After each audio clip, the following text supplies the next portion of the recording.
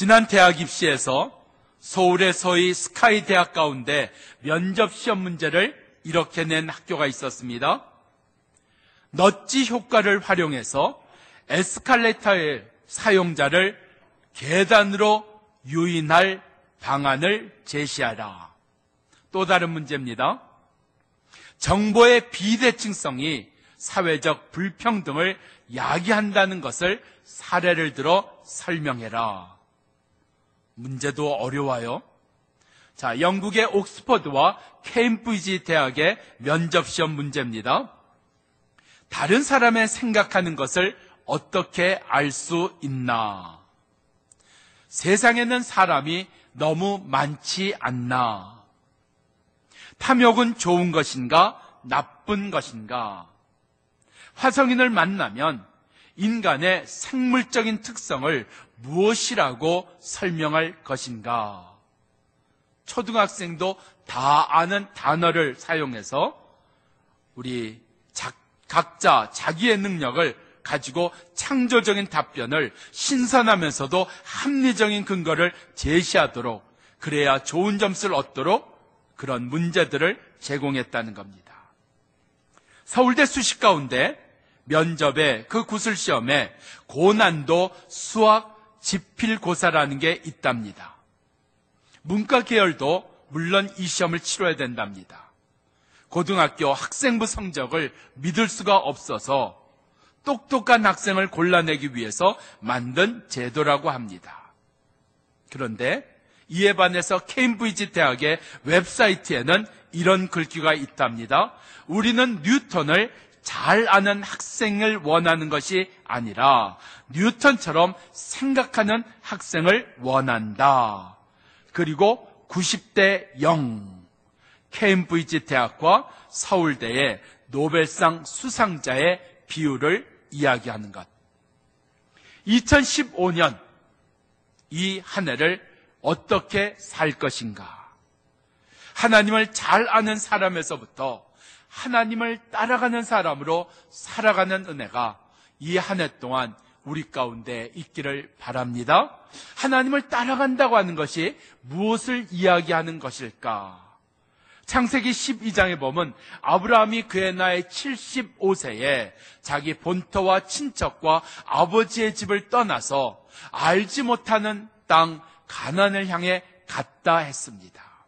창세기 45장을 보면 요셉이 하나님께서 자기를 애굽에 보내셨다고 형들에게 이야기합니다. 형들이 나를 미워해서, 형들이 나를 종으로 팔아서 내가 애굽에 온 게 된 것이 아니라 하나님이 나를 인도하셔서 내가 여기 애굽까지 오게 되었습니다. 바로 오늘 하나님을 따른다고 하는 게 무엇인가, 우리 삶 속에 어떻게 일어나게 되는 것인가 하는 것들을 말씀을 통해서 우리가 나누기를 원합니다. 자, 하나님을 따라간 삶의 첫 번째 모습은 아무것도 아닌 자를 바꾸시는 겁니다. 15절 말씀, 내 아내의 이름을 사레라 하지 말고 사라라 하라 말씀합니다. 그리고 16절에 내가 그에게 복을 주어서 그로 너에게 아들을 낳아주게 하고 내가 그에게 복을 주어서 그로 열국의 어미가 되게 하고 민족의 열왕이 그에게서 나게 하리라 말씀하십니다. 아브라함의 사례, 유명한 사람입니까? 탁월한 여자입니까? 놀라운 일을 많이 한 여자입니까? 아닙니다. 탁월한 일도, 무슨 이렇게 기념할 일도 행한 적이 없습니다. 그저 간단하게 얘기하면 그의 생각을 알고 싶어하는 사람도 없고 그를 따라가려고 하는 사람도 없고 그가 있으나 없으나 아무 일도 일어나지 아니하는 아무것도 아닌 사람처럼 그렇게 취급되는 사람이 바로 여기 사라라는 아브라함의 아내였습니다. 언제 우리의 삶이 힘들어지나요? 언제 내가 외롭다는 생각이 들까요? 언제 내가 우울하고 언제 내 마음이 힘들다는 그런 생각을 하게 될까요? 언제 내 삶에 이것이 끝이 아닌가, 이게 끝일 수도 있겠구나 하는 그런 좌절을 느끼게 되는 걸까요? 바로 나 아무것도 아니네 하는 생각이 들 때 외롭고 우울하고 혼자라는 생각이 들고 끝이라는 생각이 들지 않을까요? 그래도 내가 뭔가 해낼 수 있다고 생각했어요. 뭔가 나는 다를 거라고 생각했어요. 그래도 내가 뭔가 이룰 것이라고 생각했어요. 근데 살아보니까 내가 이룰 수 있는 게 없더라는 거예요. 내가 다를 수 있는 게 없더라는 거예요. 내가 만들 수 있는 게 없더라는 거예요. 그때 나 아무것도 아니구나. 나 그렇게 찾는 사람이 있는 게 아니구나. 나 그렇게 중요한 사람 아니구나 하는 게 느껴지는 것 아닐까요? 사람들의, 앞서간 사람들의 입장에서 보면 나 아무것도 아니지요. 세상에서 기준에 보면 나 아무것도 아니지요. 내가 나를 다시 보면 나 아무것도 아닐 겁니다. 정말 나는 아무것도 아닌 존재일까요? 앞서간 사람만큼 따라가지 못해서 세상의 기준에 맞지 않아서 정말 나는 아무것도 아닐까요? 아니요. 우리는 의외로 굉장한 사람입니다.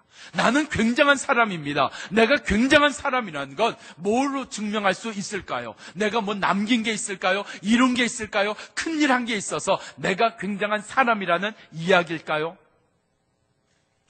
어떤 사람이 굉장한 사람이라고 생각하세요? 굉장한 사람이요? 그 인생이 바뀔 수 있으면 굉장한 사람입니다. 사람은 웬만해서는, 거의 변하지 않습니다. 달라지지 않습니다. 근데 달라졌단 말이죠. 변화됐단 말이죠. 저 사람 맞아? 그 인간 맞아? 할 정도로 그의 생각이 달라지고 말이 달라지고 행동이 달라지고 가치관이 달라지는 것, 어디서 주어지는 걸까요? 큰 일을 이루면 달라질까요? 그래서 굉장한 사람이 될까요? 그가 무슨 이룬 일이 놀라운 일이어서 그가 달라지는 거 아니요. 우리를 굉장한 사람이라고, 나를 굉장한 사람이라고 얘기할 수 있는 것은 큰 일을 이루어서가 아닙니다. 예수 때문에 변화되었기 때문입니다. 내가 달라질 수 있다는 것, 내가 변화될 수 있다는 것, 그것이 바로 우리를 굉장한 사람이요, 우리 가운데 특별한 사람이요 얘기할 수 있는 근거라는 겁니다. 내가 변화된다는 겁니다. 내가 바뀌어진다는 겁니다. 어디서요? 아무것도 아닌 사람처럼 생각하는 자리에서, 아무것도 아닌 사람처럼 취급받던 자리에서 내가 바뀌어지는 그 은혜가 오늘 말씀 안에 우리에게 임하기를 바랍니다. 오늘 여기 15절 말씀 보면 하나님께서 내가 너의 아내의 이름을 사레에서부터 사라로 바꿔주리라 말씀하세요. 이름이 바뀐다는 게 무슨 의미가 있을까요? 성경에 보면 이름이 바뀐 사람들이 몇 사람 나옵니다. 구약 성경에 보면 야곱의 이름이 이스라엘로 바뀝니다. 신약 성경으로 가면 사울의 이름이 바울로 바뀝니다. 이름이 바뀌었다는 게 뭘까요? 이름이 이야기하는 게 무엇일까요? 이름은요, 그 사람의 전부를 나타내는 겁니다. 이름은 그 사람의 과거만 나타내요? 아니죠. 이름은 그 사람의 성격만 아니요. 그 사람의 전부를 나타내는 게 이름 아닌가요? 그래서 그 이름을 들을 때 우리가 그 사람에 대해서 떠오르고 생각할 수 있는 건 말입니다. 우리의 이름이 달라지지 않았나요? 자연인에서부터 우리가 성도로 달라진 이름 가진 사람 아닌가요? 하나님의 자녀라는 다른 이름 가진 사람 아닌가요? 15절에서 이야기하는 것, 이름을 바꿔주심으로 말미암아 우리 가운데 주신 은혜가 하나님은 우리의 전부를 바꾸시는 분이라는 사실입니다. 나의 환경만 바꾸시는 분이 아니라, 나의 아픔만 바꾸시는 분이 아니라, 나의 문제만 바꾸시는 분이 아니라 나의 전부를 바꾸시는 하나님이심을 말씀하고 있습니다. 16절로 가면 하나님께서 나의 전부를 어떻게 바꾸시는가 하는 것을 세 가지로 말씀하고 있습니다. 자, 16절에 보면 똑같은 이야기가 두 번 반복해서 나옵니다. 내가 사레에게 복을 주어, 내가 여호와 하나님이 사라에게 복을 주어 두 번 나옵니다. 하나님께서 복을 주신다는 이야기가 뭘까? 저는 성경의 말씀을 우리가 이렇게 요약해서, 줄여서 이야기할 수 있는 말 가운데 하나가 우리는 복을 받은 사람이라는 이야기입니다. 한국 사람들하고 하나님께서 말씀하시는 것하고 굉장히 심정적으로 가까울 수 있는 근거가 이겁니다. 성경은 우리에게 하나님께서 계속해서 복을 주기를 원하신다, 하나님은 복을 주신다 하는 이야기를 하고 있어요. 우리 한국 사람들 복 좋아합니다. 수저에도 복자가 새겨져 있어요. 이불에도 복자가 새겨져 있습니다. 우리는 복이 굉장히 가까운 사람들입니다. 그렇다면 성경에서 얘기하는 복이라는 게 무엇이냐 하는 거예요. 우리가 여러 가지로 나누어서 이야기할 수 있지만 가장 근본적인 복이라고 하는 것은 함께 해주신다는 겁니다. 하나님이 나와 함께 해주신다는 겁니다. 그게 복이라는 사실입니다. 성경을 보면 이 하나님이 함께 해주시는 복이라는 것을 신명기 28장에서 우리에게 이렇게 설명하고 있습니다. 복에 대한 말씀을 특별히 신명기 28장에서 우리에게 정리해서 하고 계신데 2절 말씀, 이 모든 복이 너에게 임하리라. 3절, 내가 성읍에서도 복을 받고 들에서도 복을 받을 것이니라. 복이 뭐라고요? 하나님이 함께 하시는 거라고요. 그럼 3절은 어떻게 우리에게 해석이 되는 거예요? 하나님은 내가 성읍에 있을 때도 함께 해주시는 분이고 내가 들에 있을 때도 함께 해주시는 분이라는 이야기예요. 내가 집에 있을 때도 지켜주시는 분이요, 내가 해외 나가도 군에 가도 지켜주시는 분이다, 함께 해주시는 분이다, 그것을 말씀하고 있는 겁니다. 4절에 보면 내 몸의 소생과 내 토지의 소산과 내 짐승의 새끼가 복을 받을 것이라 말씀하고 있습니다. 나만 하나님이 함께 해주시면 돼요? 아니죠.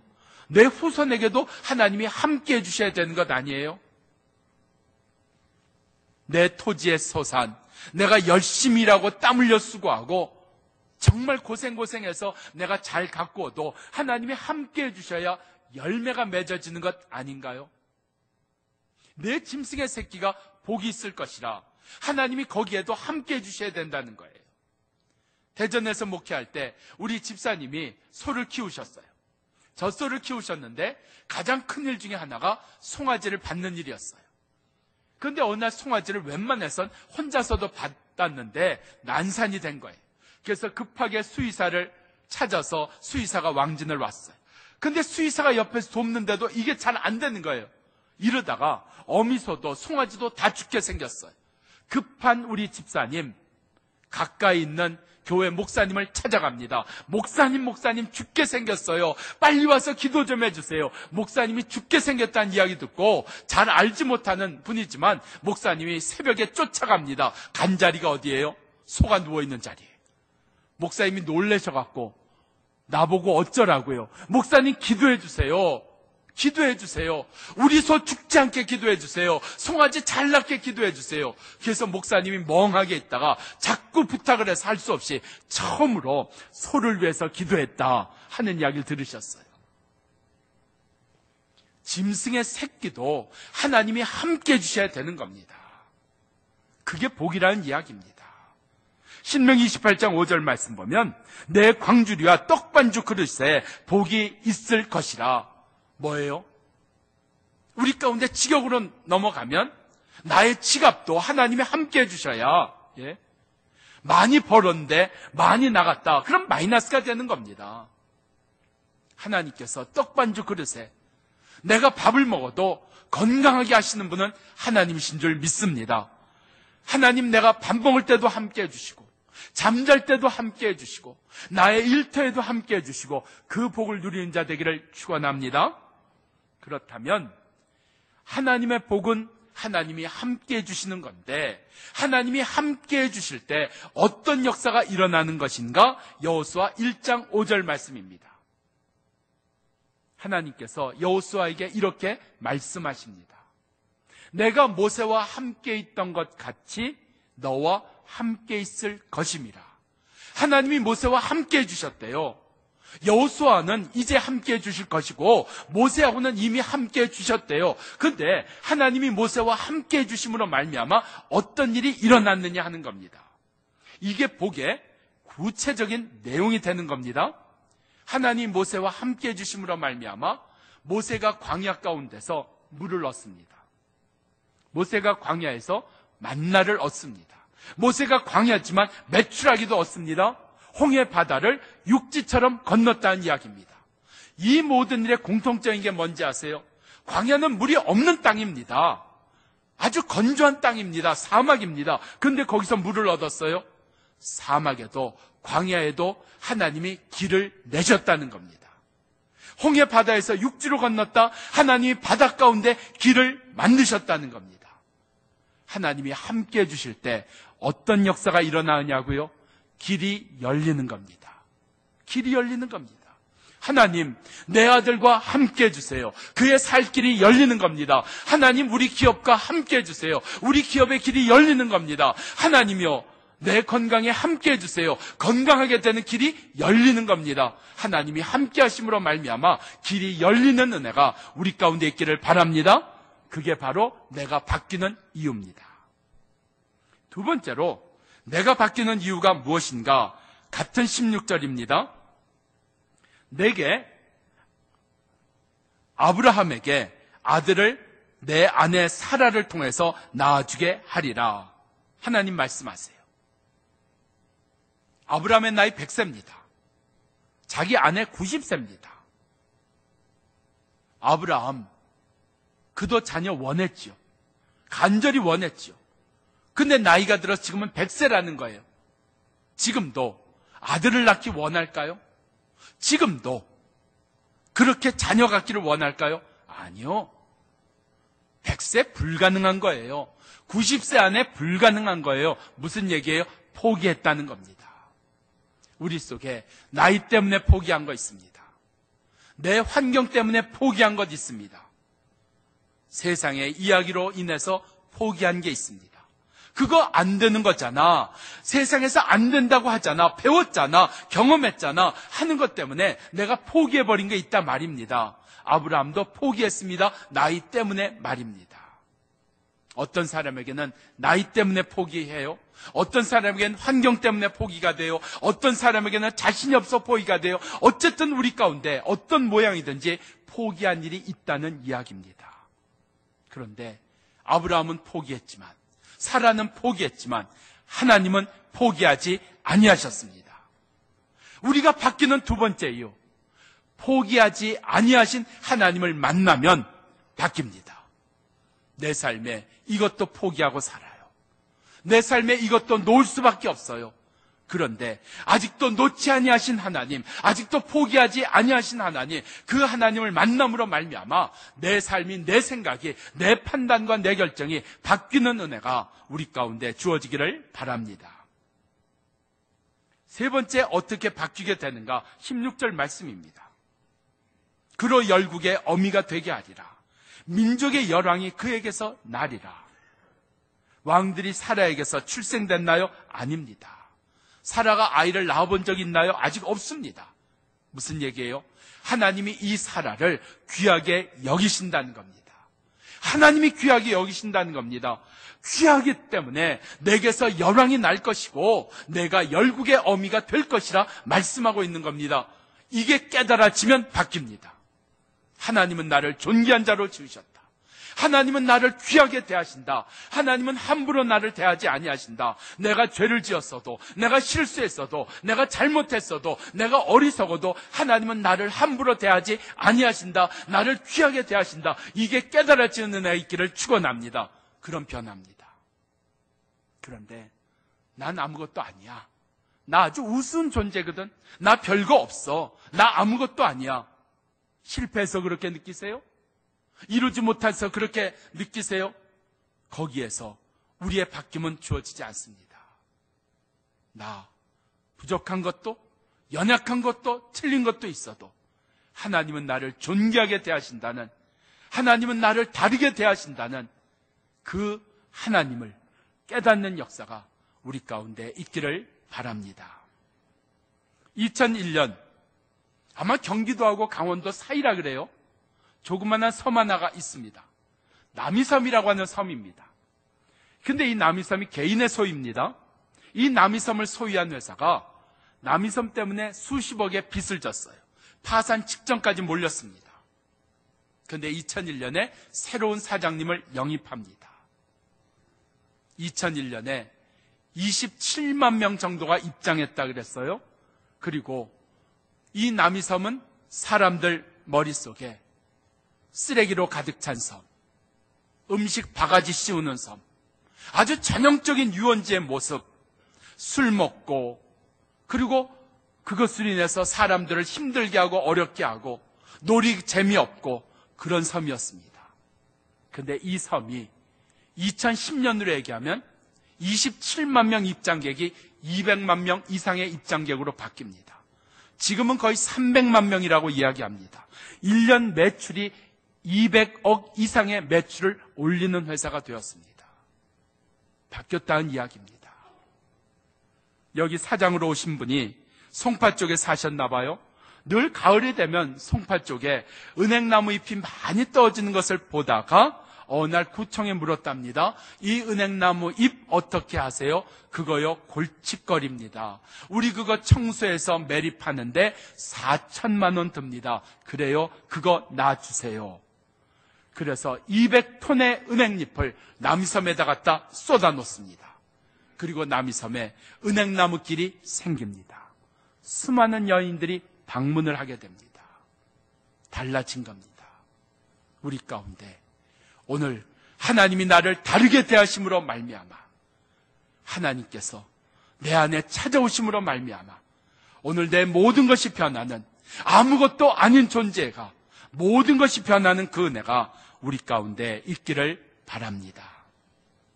두 번째로 삐뚤어진 자를 바꾸십니다.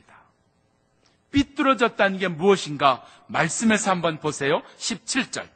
아브라함이 엎드려 웃으며 심중에 이르기를 100세 된 사람이 어찌 아들을 낳으리요? 사라가 90세니 어찌 낳으리요? 오늘 22절 말씀을 보면 아브라함이 누구하고 지금 대화하고 있어요? 하나님이십니다. 전능하신 하나님, 천지를 만드신 하나님, 지극히 높고 거룩하신 하나님과 말씀하고 있다는 겁니다. 그 하나님 앞에 엎드리는 것 당연하지요. 경배하는 것 당연하지요. 쳐다도 못 보는 게 당연할 겁니다. 그가 엎드렸다는 게 무엇을 의미하나요? 내가 복종한다. 내가 주의 말씀을 따른다. 내가 주님을 존귀하게 대한다. 그거 아닌가요? 그게 엎드렸다는 이야기 아닌가요? 제가 아마 초등학교, 제가 좀 그래도 어렸어도 굉장히 제가 성숙했습니다. 3학년 때 제가 그 이야기를 들었던 것 같아요. 아버님 앞에 일단 불려가면 무조건 무릎을 꿇고 앉아야 됩니다. 자, 무릎을 꿇었다는 이야기가 뭔가요? 아버님 말씀하시옵소서, 제가 듣겠습니다. 아버님 말씀대로 제가 행하겠습니다. 그게 무릎 꿇은 거 아닌가요? 그게 무릎 꿇은 거 아니에요? 그런데 아버님이 하시는 말씀에 대해서 제가 뭐라고 했어요? 아버님이 이렇게 얘기하시던데요. 너는 어떻게 내 앞에서 또박또박 말대꾸를 하느냐. 그때 충격이었어요. 나는 내가 할 말 한다고 생각했는데 너는 어떻게 무릎까지 꿇었으면서 말대꾸를 하느냐. 아브라함의 삐뚤어짐이 뭐예요? 몸은 순종, 마음은 비아냥거리는 거예요. 웃었다 그랬어요. 하나님 쳐다보고 웃었을까요? 아니요. 얼굴 땅바닥에 대고 웃었어요. 무엇을 얘기를 하나요? 자기의 몸은 하나님을 경배한다고 엎드렸는데 마음에서부터는 하나님의 말씀을 무시하고 있는 것 아닐까요? 18절 가면 더 분명한 얘기가 나옵니다. 아브라함이 하나님께 말하되 하나님, 생기지도 않을 아들 주시겠다고 자꾸 사람 유혹하지 마시고 하갈을 통해서 얻은 이스마엘이나 살게 해주세요. 하나님의 말씀을 아주 반토막 내는 겁니다. 이게 삐뚤어진 거 아닌가요? 이게 삐뚤어진 겁니다. 엎드렸으면서 하나님의 말씀에 대하여 주의 말씀 무시하는 것 분명 아브라함의 삐뚤어짐이었습니다. 그런데 이렇게 삐뚤어진 자도 하나님이 바꾸신다는 이야기입니다. 그런데 보세요. 정말 아브라함이 삐뚤어진 사람인가? 다시 말씀 봅니다. 17절.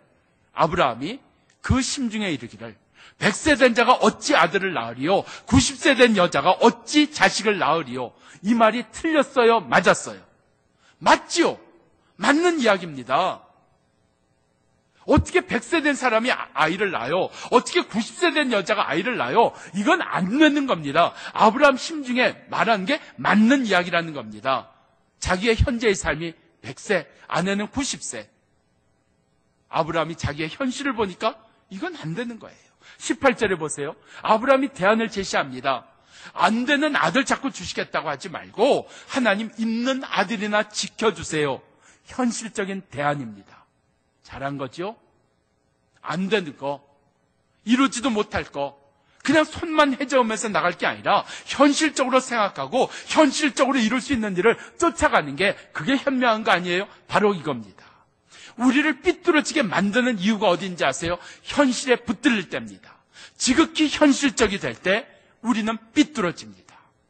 내 눈이 볼 수 있는 것, 내가 생각할 수 있는 것, 내가 할 수 있는 것, 그 현실에만 매달려 있고 붙들려 있을 때 우리의 마음이, 우리의 생각이 삐뚤어진다는 이야기입니다. 그런 나를 바꾸시는 겁니다. 어떻게 바꾸시느냐고요? 19절 말씀. 하나님이 가라사대 아니라 내 아내 사라가 정녕 내게 아들을 낳아주리라. 너는 그 이름을 이삭이라 하고 내가 그와 영원한 언약을 세우리라. 하나님의 말씀입니다. 하나님의 말씀이 들어올 때, 하나님의 말씀이 깨달아질 때, 하나님의 말씀이 내게 주신 말씀으로 믿어질 때 바뀝니다.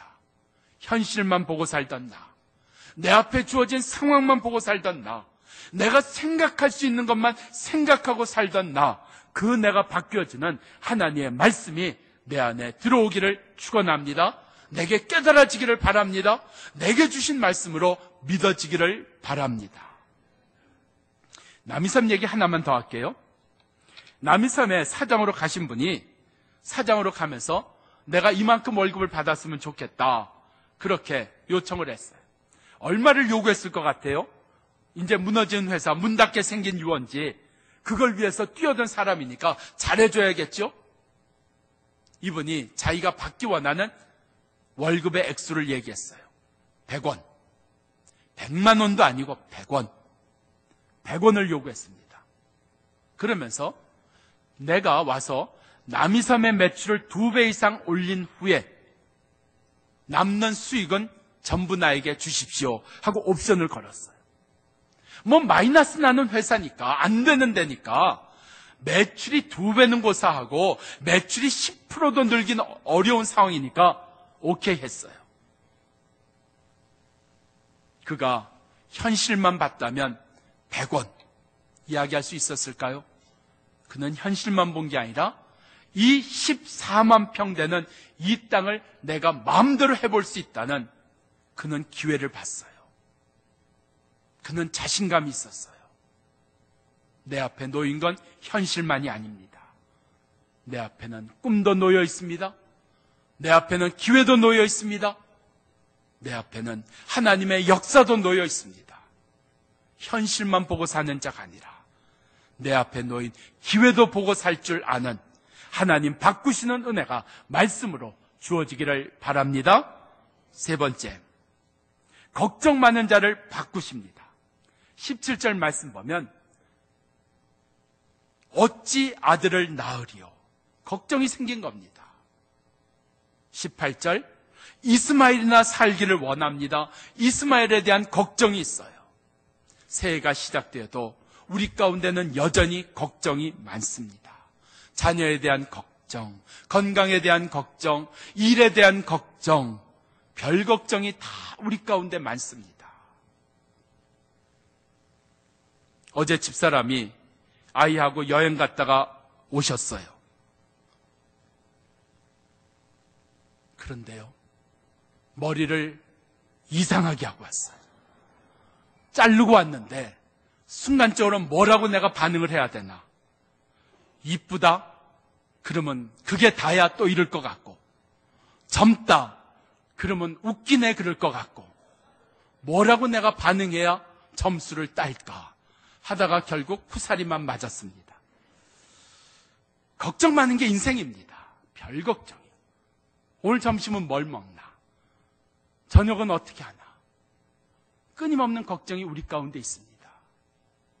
걱정 가지고 우리 가운데 이룰 수 있는 게 없는 것 같아요. 그렇다고 이 걱정이 없어지던가요? 이 걱정이 끊어지던가요? 이 걱정에서 벗어날 수 있던가요? 그런 걱정 많은 나를 하나님 바꾸십니다. 어떻게 바꾸시냐고요? 21절. 내 언약은 내가 명년 이 기한에 사라가 낳을 이삭과 세우는 것이니라. 아브라함이요? 없는 아들과 언약을 맺으시고 없는 아들과 약속을 맺으신 하나님, 도대체 어떤 하나님인가? 하나님 다시 보게 되는 거예요. 다시 생각하게 되는 거예요. 우리 가운데 걱정이 끊어지는 자리가 있습니다. 바로 관계가 달라지면 걱정 끝납니다. 하나님과 나와의 관계가 달라지면, 아내와 나와의 관계가 달라지면, 자녀와 나와의 관계가 달라지면 걱정 끝입니다. 근데 여전히 똑같은 관계, 여전히 똑같이 생각하는 것, 여전히 거기에 머무르면 우리의 걱정 끊어지지 않습니다. 아브라함, 하나님과의 관계가 달라졌어요.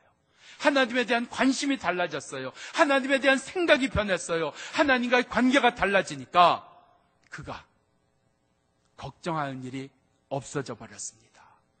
이 한 해 하나님, 걱정 많은 내 인생, 걱정 놓고도 얼마든지 살 수 있는 인생 되는 하나님과의 관계가 달라지는 은혜 받게 해 주시옵소서. 옛날 같으면 상상도 못할 광고가 요즘 우리 가운데 부지런히 뜨고 있습니다. 소위 말하는 취업 네이밍이라고 하는 그런 광고의 형태를 취하는데, 옛날에는 제품의 기능이 좋다, 기능이 탁월하다 하는 그런 것으로 광고를 했는데, 지금은 기능에 대한 이야기보다 사람들의 마음을 신나게 하고 사람들의 마음을 들뜨게 하고 취업시킨다고 얘기하죠. 기쁘게 하고 사람들의 마음을 들뜨게 하는 그런 광고를 취한답니다. 예를 들면 이런 겁니다. 서울우유에서 나온 요구르트의 이름이 그녀를 3번 생각한 요구르트. 나를 3번 생각하고 만들었대요. 이거 꼭 먹어야 됩니다. 이렇게까지 생각해서 만든 건데. 환타, 이름이 뭔지 아세요? 불금 댄스의 맛. 이거 꼭 맛봐야 돼요. 이건 누가 좀 사오면 좋겠어요. 불금 댄스가 도대체 뭔지는 모르겠지만 불금 댄스의 맛이랍니다. 근데 더 기가 막힌 게 있습니다. 눈 돌아가는 맛. 눈 돌아가는 맛이 뭐예요? 족과의 동침, 족발집 이름입니다. 달라진 거예요. 광고도 달라지는데 걱정 많은 나 달라져야 되지 않겠어요? 하나님과의 관계, 내 사랑하는 자와의 관계, 그 관계가 변해서 오늘 걱정에서부터 하나님의 말씀으로 살아가는 은혜가 우리 가운데 있기를 바랍니다. 기도하겠습니다.